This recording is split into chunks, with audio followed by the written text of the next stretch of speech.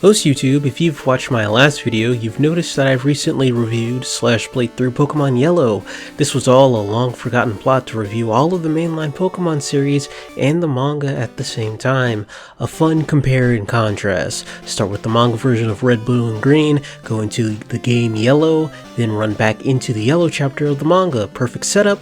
But like I said in my Yellow game review, my computer crashed. So here we are years later, picking up where we left off, but my Red, Green, and Blue review is old and bad, so let's do a quick rundown on main events of the manga. Also because the point is to look at what's different between these two mediums, so I'm spoiling everything. Go read it, come back, and then be in awe at how I can summarize anything. Or stay, whatever. So the original manga chapters run through the game's events well enough. We follow Red on his quest to be a Pokemon master, to complete the Pokedex and be the greatest trainer like no one ever was. Green is his rival. Ignore that the localization says his name is Blue. His name is Green. Red is courageous, a little simple, but quick-witted. Green is a little stuck-up, stoic, always steadfast. If there's a big difference between the manga and the game, it's the characters. We're joined by another trainer born in Pallet Town, Blue, a girl based on extra material like cover art for the Japanese game guide or arts and craft magazines. A girl who's sneaky, clever, and always tries to stay one step ahead of everyone else. She steals her Squirtle from Professor Oak because she felt left out as the other two boys her age went on a training journey while she was kidnapped from her hometown as a child. These three trainers travel around trying to find Pokemon, win gym badges, and face off against Team Rocket. Team Rocket also has its change-ups with Lieutenant Surge, Koga, and Sabrina being executives in the organization. Blaine also works for them in the creation of Mewtwo, but deserts after having captured him with the help of Red. The big difference to the game is while similar encounters play out the same, Team Rocket's master plan was to take a device that gathered the power of the gym badges to control and combine the three legendary birds to take over the world. Our three heroes stopped them at the Slivco building, then Red took out Giovanni while helping a girl in Viridian City and becoming the winner of the Pokemon League by defeating Green in the final round. After that, 2 years have gone by peacefully without any problems. The appeal of the manga is that it takes the game's plot and puts its own spin on things, but what's there to do when Pokemon Yellow is hardly any different than Red, Green, and Blue? Well, they come up with their own plot, with elements that weren't used in the first 3 volumes. We get a full original story. Someone seems to want to control the device that Team Rocket completed and retrieved it from the rubble of the Slivco building. Meanwhile, Lorelei sends Red a letter of challenge in the name of Bruno, something that the man himself is curious as to why she's doing that. Nothing was out of order until we found out that Red's been missing for a month, and Pikachu returns to Professor Oak's lab battered and beaten with the mysterious trainer in a straw hat on their tail. The setup's pretty simple, and it stays simple as we continue along. How does this trainer get Oak to leave Pikachu in their care? Well, they prove that they know each other, and that they can handle themselves in a battle by drawing with the professor by getting both of their Pokemon dizzy without hurting either of them. A bit of a pacifist, this one.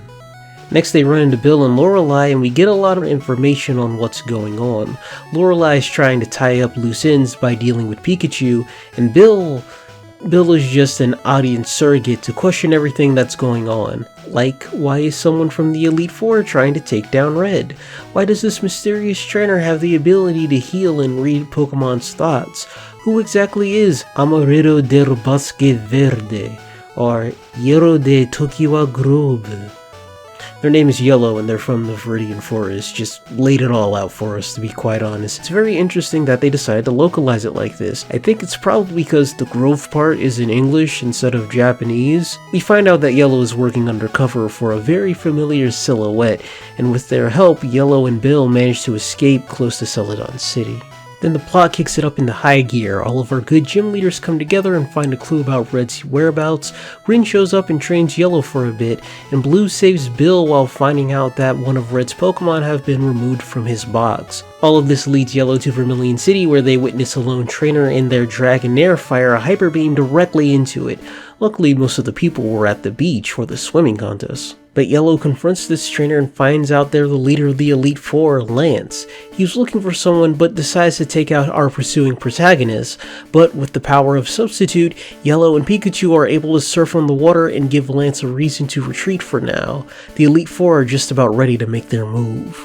This part of the story has a lot going on in terms of plot, but the characters also get to express themselves a bit more, so let's really dive in on it. Yellow's confronted by Eureka in Celadon City when Pika's about to hit their breaking point on waiting patiently for information about Red, but only when he and Yellow's Pokemon work together do the other gym leaders and Pika himself truly feel that he's in the right hands to get the job done. Green gives us more information on Agatha in a flashback and also gives us more information about his own training he did as a child. And Yellow shows their inexperience by not being able to save a Pokemon and defeat their opponent in the same move, prompting them to follow Green in the first place.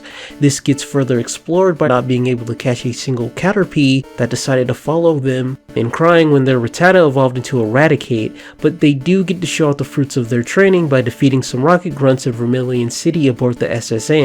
But most importantly, we find out the goal of the Elite Four. They want to build a world where Pokemon don't have to suffer by the hands of human expansion and waste, and only elite trainers are worthy of being with them. This is foreshadowed by the out-of-place Pokemon that Team Rocket littered in Viridian Forest for their experiments, or a pack of starving Mankey that Yellow and Green run into.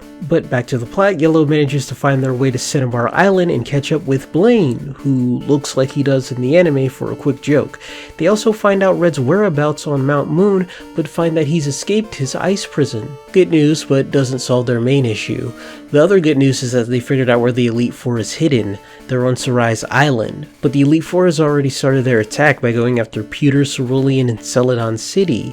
Blaine finds a back way to the island and tells Yellow to meet up there while he gets prepared, but as he arrives, he runs into Green. Yellow, on the other hand, is joined by an arriving Blue and Bill, but they're all surprised when they run into the Team Rocket triad of Lieutenant Surge, Sabrina, and Koga. The three explain that they also want to take down the Elite Four because they can't let them destroy what they plan to rule when their team reforms. They all split off into groups of 2 to take on an Elite Four member. Alright, I'm gonna be honest with you. I would go into grueling detail about all the battles that are about to transpire and lengthen out this video to an annoyingly large degree. But I'm not. Read the story. So these 3 battles, they're gone. Oh wow, who could have seen that coming? But that doesn't mean I can't give you the juicy character stuff, right? Just like how in the games, Agatha scoffs at Oak trying to complete the Pokedex, the manga however spins it in a way that 2 of them were both fellow scientists. It's implied that he broke off from experimenting on something similar to the controlling device, and she feels slighted and takes it out on Green. Lorelei pretty much echoes the same feelings as Lance, but her flashback focused on how the abandoned power plant affected the ecosystem and was mentored by Agatha. Bruno, unsurprisingly, was manipulated by the 2 of them into fighting and ganging up on Red by the power of ghost Pokemon hypnosis and magical freezing dolls. But he doesn't particularly care about their plan. Sure, he believes in the oneness of Pokemon and nature, but he only cares about battle, and like a good protagonist, Red shows back up in the nick of time to give him just that. And Yellow has a ponytail. I mean, is a girl. Our clues were her pacifism, her crying over Rattata evolving, and the ponytail. Yes, this was a thing that came out in the 90s. As for the final battle with Lance himself, it's pretty crazy. Blaine and Mewtwo are a good match for him, but he outsmarts them into using up all of their battle time, and the legendary Pokemon has to retreat. Lance shares the same abilities as Yellow, and it's said that only another trainer and Pokemon from the Viridian Forest can take him down. Which is why Giovanni shows up and pushes Lance just as well with his Beedrill. However, that's exactly what Lance was planning on, because he's been collecting badges and placing them all over the island to make a giant controlling device, and with the Earth badge, it was his last piece needed to call forth a mysterious bird Pokemon. By influencing it with his will and abilities, he can destroy the mainland in an instant, but while Giovanni cuts his losses, Yellow charges ahead and evolves the rest of her party. With the help of the 3 palette trainers and Pikachu, they're able to defeat Lance and charge the Pokemon with their own feelings, releasing a positive energy that promotes the growth of plant life across the region. With the Elite Four defeated, everyone goes their separate ways, but Blue is still investigating what happened on the island. She confides in her informant, Silver, that the flying Pokemon Lance called might have been the one that kidnapped her when she was younger. It flew off to the west towards Johto, and it's up to him to continue the investigation in a whole new world of Pokemon. Yellow Chapter is one of the 2 completely original arcs in this series as a whole, but as you've noticed, even following the game's script, it's not afraid to take things into its own hands.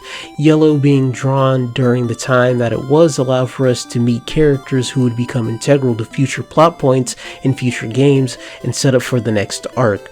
But setup was something this series was always great at. Looking at you, Blue, even in the first arc, it's crazy how much they let them use early Gen 2 stuff and extra media back in the day. As for the arc itself, it's a fun little contained story. It uses the Elite Four that didn't even show up in the past one, even if it does play the same Team Rocket triad card of turning bosses into villains, but there is something special about mostly like-minded, highly trained people naturally coming together than an evil organization being ruled by one guy. Forcing our heroes to pair up with our former villains was also a nice touch.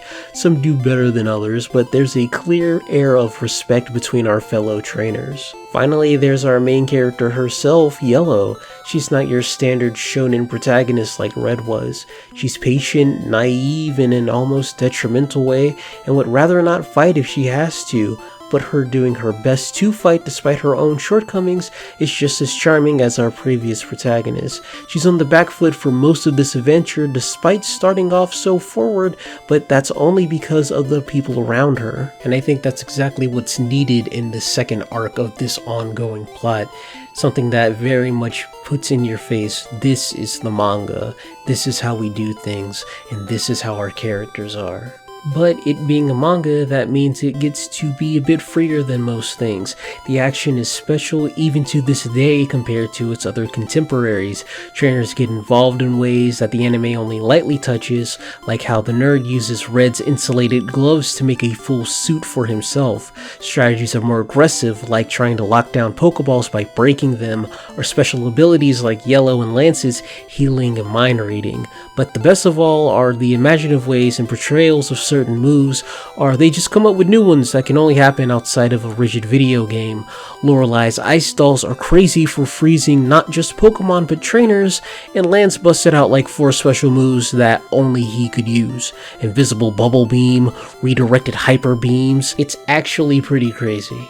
If I'm putting my biases all out there, I like this rendition of Pokemon the best as expanded media. The references it makes and the ideas that it has are really refreshing, and it goes out of its way to give life to ideas that were dropped or things done in the back of other people's minds. Like I said, it's crazy for Blue to exist right now. She needed 2 remakes to become real in the games, and the first one is, alright, here it is, kind of inspired by, and the second one being, damn, okay, here. You get fun little references to Yellow like the Surfing Pikachu minigame, and a reference to other extended promotional material like the Celadon University that gave kids Magikarps that knew Dragon Rage and special little badges. You know, we always hear about Pokemon being one of the largest franchises in the world, but when you start looking down into it and seeing the things that they've done, you realize how impressive it actually is. Like, I didn't know that Celadon University thing, and of course I wouldn't, I don't live in Japan. As I said before, if Generation 1 chapters were just a fun adaptation, this arc cements Pokemon Special as being its own little niche. While we'll always see new characters, the ones we've come to know will continue to make appearances and grow, even if it's dialed back later. But the world will stay connected from game to game. This story will continue into the next arc, and the narrative will feel all the richer for it, because that is this manga's greatest strength. I'd like to thank you for staying to the end of this video. If you'd like to see Generation 1 Pokemon reviewed in a more pure form, go somewhere else. But if you'd like to see me review specifically Pokemon Yellow, feel free to click on the link. I turn it into a fun little challenge run where I only use the Pokemon used by the Pokedex holders in this very arc, which means I just turn it into a fun little run without much challenge at all. But be sure to leave a comment, subscribe, and until we meet again, matao, until we meet again.